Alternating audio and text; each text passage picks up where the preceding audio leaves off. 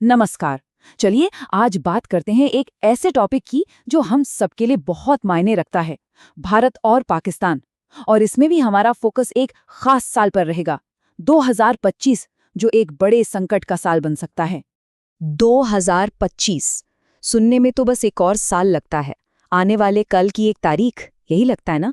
पर अगर एक्सपर्ट्स की माने तो ये सिर्फ एक कैलेंडर ईयर नहीं है, ये एक चेतावनी है। तो सवाल ये है कि क्या सच में 2025 भारत और पाकिस्तान के लिए क्राइसिस ईयर हो सकता है? आखिर ऐसी क्या बात है कि एक्सपर्ट्स इस साल को इतनी गंभीरता से देख रहे हैं? इसको समझने के लिए ना हमें थोड़ा टाइम में पीछे जाना पड़ेगा, इसकी हिस्ट्री को खंगालना पड़ेगा। तो चलिए कहानी की बिल्कुल शुरुआत से शुरू करते हैं, एक ऐसी शुरुआत जिसकी नींव बंटवारे पर रखी गई थी। बात है 1947 की। ब्रिटिश राज का अंत हो रहा था। 14 अगस्त को पाकिस्तान एक नया देश बना और ठीक अगले दिन 15 अगस्त को भारत आज़ाद हुआ। सब ठीक लग रहा था, पर आज़ादी के सिर्फ 2 दिन बाद 17 अगस्त को जब बॉर्डर लाइन, जिसे हम रैडक्लिफ लाइन के नाम से जानते हैं, जारी की गई तो सब कुछ बदल गया। उस एक लकीर ने इतिहास का सबसे बड़ा माइग्रेशन शुरू कर दिया। तो ये पार्टीशन, ये बंटवारा आखिर था क्या? देखिए, सीधे शब्दों में कहें तो ब्रिटिश इंडिया को धर्म के आधार पर 2 हिस्सों में तोड़ दिया गया, भारत और पाकिस्तान। पर यह सिर्फ जमीन का बंटवारा नहीं था, ये दिलों का, घरों का बंटवारा था। इसने एक इतना बड़ा और दर्दनाक पलायन देखा जिसकी मिसाल नहीं मिलती। लाखों लोगों की जिंदगी एक रात में पलट गई और इसने आने वाले कई सालों के लिए एक टेंशन का माहौल तैयार कर दिया। और इसी बंटवारे से एक ऐसे रिश्ते की शुरुआत हुई जिसमें शुरू से ही तनाव था, एक हिस्ट्री ऑफ कॉन्फ्लिक्ट जिसे समझना बहुत जरूरी है। और जब भी हम इस कॉन्फ्लिक्ट की बात करते हैं ना, तो उसके सेंटर में हमेशा से एक ही नाम आता है, कश्मीर। यही खूबसूरत वादी दोनों देशों के बीच टेंशन की सबसे बड़ी वजह, मतलब एक परमानेंट फ्लैश पॉइंट बनी रही है।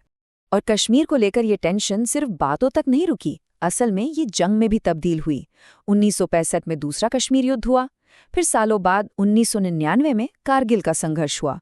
ये दोनों ही इस बात के उदाहरण हैं कि ये मुद्दा कितनी आसानी से एक बड़े टकराव में बदल सकता है।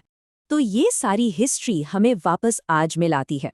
अब समझते हैं कि ये पुराना तनाव, ये पुरानी कश्मकश आखिर 2025 के इस संभावित संकट को कैसे हवा दे रही है। इसके पीछे के फैक्टर्स क्या हैं?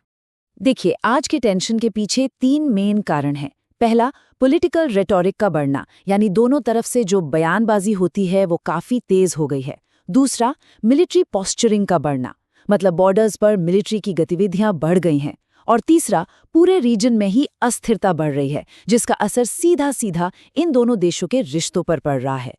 तो अब आते हैं सबसे बड़े सवाल पर। अगर अगर ये टेंशन एक बड़े संकट में बदल जाता है तो दांव पर क्या लगा है? और इसका जवाब सच कहूं तो काफी सीरियस है। 2, ये नंबर याद रखिए। क्यों? क्योंकि हम यहाँ 2 ऐसी शक्तियों की बात कर रहे हैं जिनके पास न्यूक्लियर हथियार हैं, न्यूक्लियर आर्म स्टेट्स। और बस यही एक फैक्टर इस पूरी सिचुएशन को बेहद बेहद खतरनाक बना देता है। सोचिए, अगर हालात बिगड़ते हैं तो क्या होगा? इसके नतीजे काफी गंभीर हो सकते हैं। पूरे रीजन में, मतलब साउथ एशिया में अस्थिरता फैल सकती है, ग्लोबल इकोनॉमी को एक बड़ा झटका लग सकता है।